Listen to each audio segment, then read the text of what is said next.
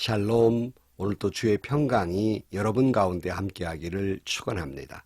오늘도 주님과 동행하고 말씀과 동행하는 하루의 삶이 되시기를 주의 이름으로 간절히 축원합니다. 오늘 아침 하나님께서 우리에게 허락해 주신 말씀은 출애굽기 10장 1절에서 11절 말씀입니다. 주님께서 모세에게 말씀하셨다. 너는 바로에게 가거라.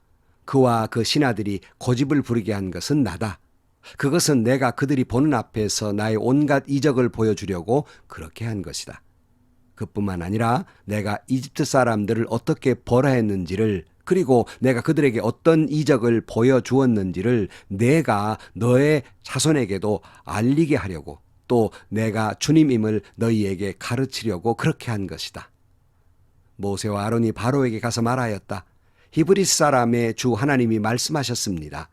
내가 언제까지 내 앞에서 교만하게 굴려느냐? 나의 백성을 보내서 나를 예배하게 하여라. 내가 나의 백성을 보내기를 거절하면 나는 내일 너의 영토 안으로 메뚜기 떼가 들어가게 할 것이다. 그것들이 땅의 표면을 덮어서 땅이 보이지 않게 될 것이며 우박의 피해를 입지 않고 남아있는 것들을 먹어치우되 들에서 자라는 나무들까지 모두 먹어치울 것이다. 너의 궁궐과 너의 모든 신하의 집과 이집트의 모든 사람의 집이 메뚜기로 가득 찰 것이다. 그것은 너의 아버지와 너의 조상이 이 땅 위에 살기 시작한 때부터 오늘까지 너희가 전혀 못 본 일이다. 그리고 나서 모세는 발길을 돌려 바로에게서 나왔다. 바로가 신하들이 바로에게 말하였다. 언제까지 이 사람이 우리를 망하게 하는 함정이 되어야 합니까? 이 사람들을 내보내서 그들의 주 하나님을 예배하게 하심이 좋을 듯 합니다. 임금님께서는 아직도 이집트가 망한 것을 모르고 계십니까? 모세와 아론이 다시 바로에게 불려갔다. 바로가 그들에게 말하였다. 너희는 가서 주 너의 하나님께 예배하여라. 그런데 갈 사람은 누구냐? 모세가 다 대답하였다. 우리 모두가 주님의 절기를 지켜야 하므로 어린아이와 노인들을 비롯하여 우리의 아들과 딸을 다 데리고 가야 하며 우리의 양과 소도 몰고 가야 합니다. 바로가 그들에게 호통쳤다. 그래, 어디 다 데리고 가봐라. 너희와 함께 있는 너희의 주가 나를 감동시켜서 너희와 너희 아이들을 함께 보내게 할 것 같으냐? 어림도 없다. 너희가 지금 속으로 악한 음모를 꾸미고 있음이 분명하다. 그렇게는 안 된다. 가려면 너희 장정들이나 가서 너희 주에게 예배를 드려라. 너희가 처음부터 바란 것이 그것이 아니더냐. 이렇게 해서 그들은 바로 앞에서 쫓겨났다. 아멘. 바로의 고집으로 인해서 이집트의 재앙은 계속됩니다. 나일강의 피해 재앙으로 시작해서 이제 땅의 재앙으로 계속되며 이제는 하늘의 재앙, 우박의 재앙이 임하게 됩니다. 오늘은 하늘에서 무엇이 내렸냐면 메뚜기 떼였습니다. 8번째의 재앙입니다. 오늘 본문에서 하나님께서 이렇게 말씀하십니다. 1절 말씀에 주님께서 모세에게 말씀하셨다. 너는 바로에게 가거라. 그와 그 신하들이 고집을 부리게 한 것은 나다. 이것은 내가 그들이 보는 앞에서 나의 온갖 이적을 보여주려고 그렇게 한 것이다. 이렇게 말씀합니다. 이번에는 하나님께서 바로와 그 신하들의 마음을 완강하게 하셨고 그 목적이 무엇인가를 분명하게 말씀하고 있습니다. 우리는 하나님의 말씀, 성경을 볼 때 누가 무엇을 어떻게 당했는가, 했는가 여기에 목적이 아닙니다. 누가 어떤 일을 왜 당했는가에 초점을 맞추어서는 안 됩니다. 우리의 초점은 다른 데 있습니다. 우리의 초점은 하나님이 왜 그 일을 하셨는가? 그 목적이 무엇이며 하나님께서 그렇게 하신 의미가 무엇이며 한 발 더 나가야 됩니다. 오늘 이 사건은 나에게 무엇을 오늘 말씀하고 계시는가? 여러분, 똑같은 말씀이지만 내일 그 말씀의 의미는 또 다른 의미로 들립니다. 1년 뒤에 똑같은 말씀이지만 그 상황과 현실 속에서 말씀하신 의미는 또 다릅니다. 그러므로 오늘 이 말씀이 나에게 어떤 의미가 있는가를 보아야 하고 깨달아야 한다는 말씀입니다. 물론 우리가 하나님의 말씀을 깊이 이해하기 위해서 당시 역사적인 사실, 여건과 즉 문화와 관습 등 이 모든 것을, 이 상황을 알려고 하는 것은 역사를 배우려는 게 아니에요. 역사를 배우려는 것보다는 그 상황 속에서 하나님이 왜 그렇게 하셨는지를 알려고 하는 겁니다. 그 의미가 뭔지, 진정한 미닝이 뭔지, 그리고 오늘 나에게 뭘 말씀하시려는지를 우리가 알기 위해서 역사도 이야기하고 원어로도 풀어서 이야기하게 되는 것입니다.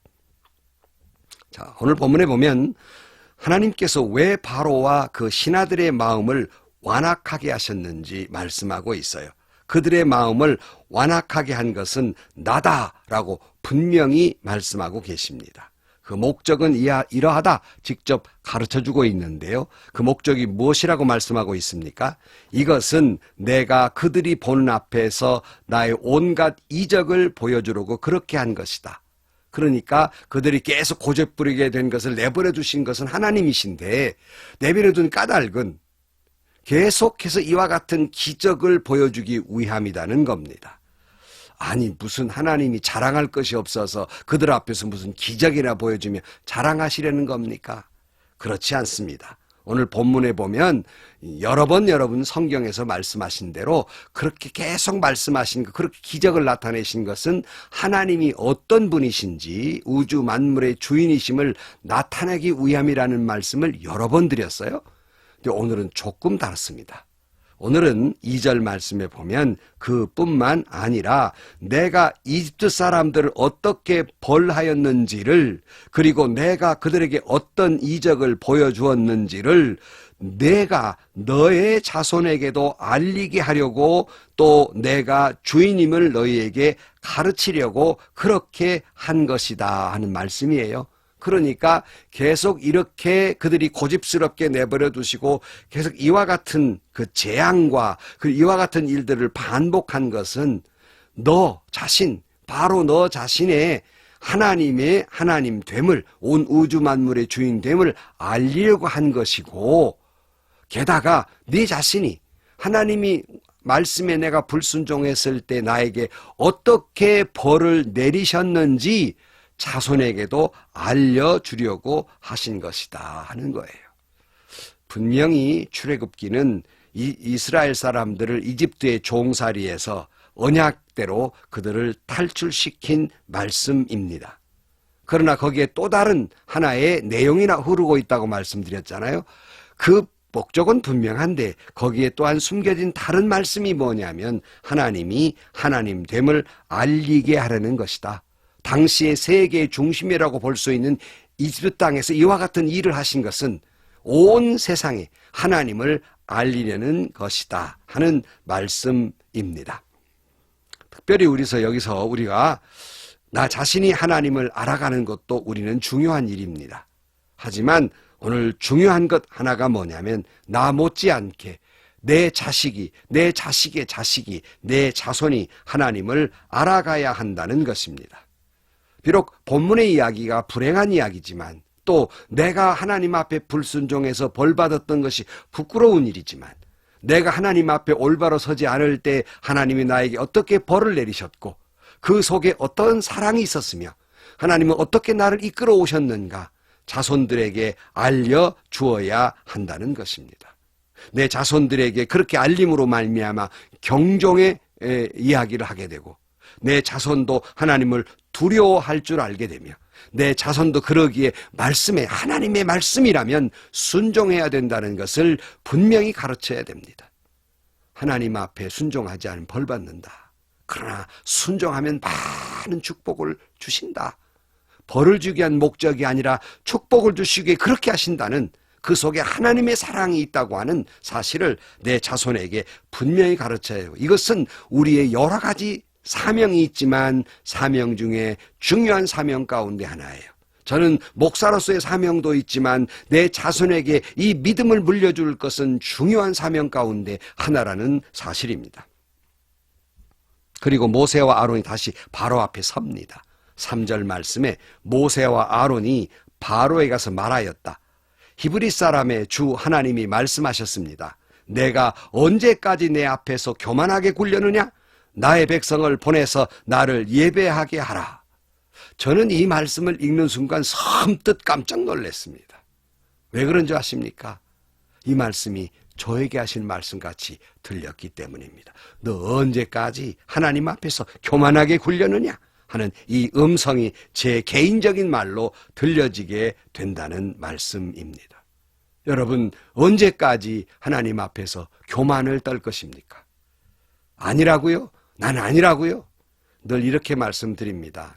내가 하나님 앞에 그렇게 겸손한 것 같지도 않지만 그렇다고 교만하지는 않아. 이것이 교만이라고 말씀드렸습니다. 다시 한번 하나님 앞에 겸손합시다. 제가 섬겨온 교회에다가도 말씀드리고 싶어요. 하나님 앞에 겸손하세요. 내가 안다는 것, 내가 한다는 것, 내 능력, 내 믿음, 어느 것 하나 하나님 앞에 자랑할 것이 아무것도 없어요. 저는 여러분 앞에 고백합니다. 아직도 겸손한 부분들이 많이 있는 못난 목사입니다. 그러기에 이 말씀이 저 개인에게 하시는 말씀으로 들려요. 내가 언제까지 하나님 앞에 교만하게 굴려느냐 하는 거예요. 저는 이 말씀을 듣는 여러분에게도 개인적으로 들리고 제가 섬겨왔던 교회에게도 이 순간에 분명히 들려지게 되기를 바랍니다. 하나님 앞에 언제까지 교만하게 굴 것입니까? 모세는 메뚜기 재앙을 경고합니다. 4절 이하에 내가 나의 백성을 보내기를 거절하면 나는 내일 너의 영토 안으로 메뚜기 떼가 들어가게 할 것이다. 그것들이 땅의 표면을 덮어서 땅이 보이지 않게 될 것이며 우박의 피해를 입지 않고 남아있는 것들을 먹어 치우되 들에서 자라나는 나무들까지 모두 먹어 치울 것이다. 너의 궁궐과 너의 모든 신하의 집과 이집트의 모든 사람의 집이 메뚜기로 가득 찰 것이다. 이것은 너의 아버지와 너의 조상이 이 땅 위에 살기 시작한 때부터 오늘까지 너희가 전혀 못 본 일이다. 그리고 나서 모세는 발길을 돌려 바로 앞에 나왔다. 이렇게 말씀합니다. 그런데 이런 경고에도 바로는 고집부리고 있어요. 이때에 보다 못한 바로의 신하들이 이제는 나섭니다. 7절 말씀에 보면 바로의 신하들이 바로에게 말하였다. 언제까지 이 사람이 우리를 망하게 하는 함정이 되어야 합니까? 이 사람들을 보내서 그들의 주 하나님을 예배하게 하심이 좋을 듯합니다. 임금님께서도 아직도 이집트가 망한 것을 모르고 계십니까? 이집트가 망하는 거 다 아는데 정작 그 이집트 땅을 통치하는 바로만 모르고 있어요. 궁궐에 갇혀 있으니 이집트 땅이 얼마나 망하고 그 백성들이 얼마나 고통을 당하는지 모르고 있다는 거예요. 내가 내 안에 갇혀 있으니 내가 내 죄로 인해 망해가는 것을 모르고 있는 거예요. 다른 사람 다 아는데 나만 모르고 있는 거예요. 왜 그런 줄 압니까? 사람은 스스로 제 코끝을 보지 못하는 존재이기 때문입니다. 여러분, 남들은 다 알아요. 나만 모르고 있습니다. 나만 망해가는 걸 모르고 있어요. 이것도 여러분 개인에게 하시는 말씀입니다. 다 내가 망하는 줄 아는데 아하, 나만 모르고 있구나. 여러분 자신만 죄로 인해 여러분 자신이 망하는 것 다 알고 있어요. 여러분 자신이 얼마나 교만해서 망해가는 거 다 다른 사람은 알고 있어요. 여러분 자신만 모르고 있는 겁니다. 명심하세요. 나의 부족한 것, 나의 모자란 것, 나의 교만한 것, 나의 믿음 부족한 것, 나만 모르고 있는 거예요. 남들 다 알고 있는데요. 그러니 어떻게 해야 됩니까? 그러니 기도해야지요. 그러니 말씀 묵상해야 되지요. 오늘 또 하나님이 나에게 뭐라고 경고하시는지, 오늘 또 하나님께서 이 말씀하시는 것이 어떤 의미인지 말씀 앞에 겸손하고 하나님 음성 듣고 실천하며 살아야 하지요. 몸부림치며 그러니까 살아야 하지 않겠습니까? 결론으로 말씀드립니다. 오늘 본문을 보면서 바로가 어떻게 고집을 부렸는지, 무슨 어떤 재앙을 당했는지 여기에 우리의 초점이 있지 않습니다. 물론 여기를 잘 알아야 되지만 이것을 알기 위한 초점이 아니에요. 하나님은 왜 이렇게 하셨는지, 하나님 됨을 고백해야 할 것입니다. 주님의 음성을 들어야 할 것입니다. 그리고 오늘 개인적으로 우리 들어야 됩니다. 언제까지 교만하려느냐? 네 자신이 죄로 인해 망하는 것 너만 모르고 있다. 오늘도 겸손히 주님 앞에 무릎 꿇고 죄인됨을 고백하고, 나만 죄인됨을 모르고 있으니 다 말씀 앞에 겸손히 무릎 꿇고 말씀의 은혜 받고 하나님의 음성을 듣고 말씀대로 살려고 몸부림치는 오늘 하루가 되시기를 주의 이름으로 간절히 축원합니다. 기도하시겠습니다.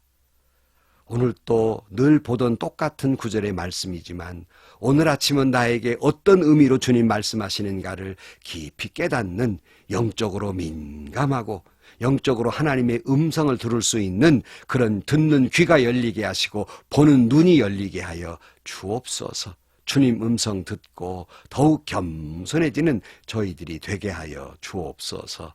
예수님의 이름으로 기도하옵나이다. 아멘.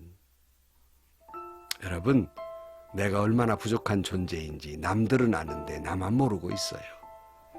언제까지 우리가 하나님 앞에 교만할 겁니까? 뭘 내가 자랑할 것이 있어요. 아무것도 할 줄 모르는 존재입니다. 하나님 앞에 아무것도 아니에요. 겸손하십시다.